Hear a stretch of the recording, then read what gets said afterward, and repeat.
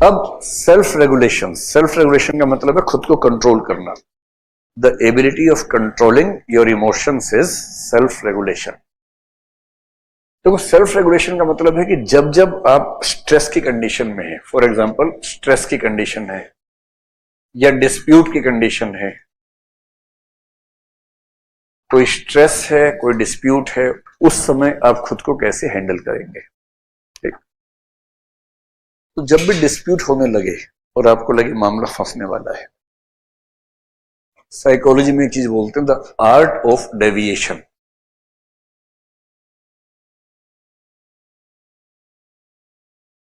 जब जब आपको लगे कि मामला फंसने वाला है, डेविएट करना सीखिए वहां से, द आर्ट ऑफ डेविएशन। इसका मतलब क्या है? सबसे पहले आपको सिम्टम समझने होते हैं। मैं नंबर 3 पे लिख रहा हूं, सिम्टम्स। ये दरअसल सबसे पहले करना होता है। देखिए आपको गुस्सा आने वाला है, ये सबसे पहले किसको पता लगता है? आपको पता लगता है ना? किसी और को कैसे पता लगेगा? आपको अंदर से गुस्सा आना शुरू हो गया, आपको लग गया कि अब तो मामला फटेगा। सामने वाले को शायद 2-4 सेकंड के बाद आपकी हरकत से पता लगेगा, but you know from the very first moment that you are losing your temper. And if you develop a habit that as soon as you start feeling that you are going to lose your temper, you have to stop yourself at that very moment. तो पहले क्या करना है? Symptoms को identify करना है। जैसे ही सिर में कुछ होने लगे, आपको लगे कि गुस्सा आ रहा है, तेज आ रहा है, ऐसा होता है मेरे साथ, जैसे ही वो सिम्टम आए, पहले नोट्स बनाने हैं सिम्टम्स के। जब गुस्सा आए खटाक से नोट्स बनाने, अच्छा जब मुझे गुस्सा आता है मुझे ऐसे ऐसे होता है, मेरी आंख फड़कती है, मेरा ये होता है, मुझे ऐसे होता है, कान लाल हो जाता है, वटेवर जो भी होता है आपको। और अगली बार से क्या करना है? वो सिम्टम जैसे ही आए समझ लेना है कि बस हाथ से निकलने वाली गाड़ी।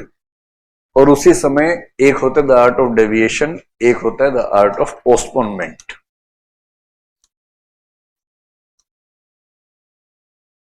तुरंत इसको एक्सरसाइज करना है। What does it mean? जैसे ही झगड़ा होने लगे तुरंत बोलना है, अच्छा ऐसा है, इस टॉपिक पे बात नहीं करेंगे, let us change the topic. कर क्यों? अच्छा डर गया? अब वो कहना है कि यार देख ऐसा है, तेरे लिए भी अच्छा यही है कि टॉपिक चेंज कर लेते हैं। मैं वो स्किल डेवलप कर रहा हूं डेविएशन की, हेल्प मी, क्योंकि वो तुम्हारे लिए भी अच्छा है कि मैं डेविएट कर लूं। So let us leave this topic. तुरंत डेविएट करना है टॉपिक को, क्योंकि जहां जूते चलने वाले हैं वहां चुप हो जाना बेहतर है। और सामने वाला कहे नहीं मैं तो इसी बात करूंगा, तो कहना फिर अकेले बात करो, bye bye, see you soon, और वहां से निकल लेना है तुरंत। उस सिचुएशन से डेविएट करना है जहां इमोशनल कंट्रोल खत्म होने वाला। एक होता है पोस्टपोनमेंट। कभी कभी स्ट्रेस इस तरह का होता है, कोई आपको बहुत प्रेशराइज करता है, बताओ बताओ बताओ, फाइनल करो फाइनल करो। अजीब हाल है यार। कोई कह रहा है कि मैं वैलेंटाइन डे पे तुम्हारे लिए फूल लाया हूं गुलाब का। आपने कहा thank you, I will think about it and let you know. उसने कहा कोई एप्लीकेशन है क्या नौकरी की? बताओ भी। इफ यू से yes it's fine, otherwise I have 3 more cards, I'll go there. बताओ फाइनल अभी। आपने कहा देखो जिंदगी का फैसला ऐसे मजाक में नहीं होता है, give me some time, I will have to think, I will have to discuss with one of my very good friends and then I'll decide. ये क्या बात हुई? You don't have the guts to decide. ये तुम किसी से पूछ के डिसाइड करोगे? You don't have the guts. कोई प्रेशराइज कर रहा है, हाँ करो हाँ करो हाँ करो हाँ करो, बिल्कुल दबाव में क्या बोलना। ऐसा है, हमारा उसूल है कि जब कोई हमें प्रपोज करता है हम 24 घंटे बाद जवाब देते हैं। 24 घंटे बाद जवाब सुनने की पेशेंस है तो काट दो, वरना उठाओ और निकल लो वापस। धौंस मत दिखाओ ज्यादा। ऐसे इसको बोलते हैं द आर्ट ऑफ पोस्टपोनमेंट। कभी भी किसी के प्रेशर में फैसला करना ही नहीं है। कोई कितना भी प्रेशराइज करे, नहीं करना है। कोई बहुत दबाव बनाए, दबाव बना के बोले कबूल है, बोला नहीं, नहीं कबूल है, 24 घंटे बाद बताएंगे है कि नहीं, अभी नहीं बताएंगे। So in the situations of pressure and dispute you should have the ability of deviation etcetera.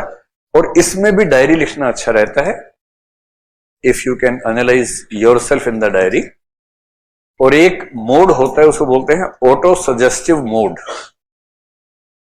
If you can do this, auto suggestive mode is a very good thing. Diary writing का मतलब क्या है, रोज लिखो diary में, या जब भी लिखते हैं, वीक में एक बार दो बार जब भी लिखते हैं, कि आज मैंने कहां कहां खुद को रेगुलेट करने में फेल हुआ, where I couldn't regulate myself and where I could regulate my self.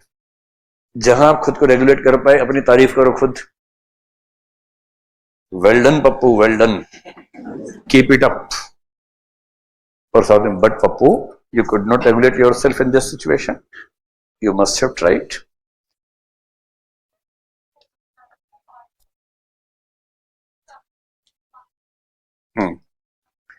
हाँ, देखो ऑटो डेविएशन वहां काम आता है जहां आपको इमीडिएट स्ट्रेस में जाने से बचना है।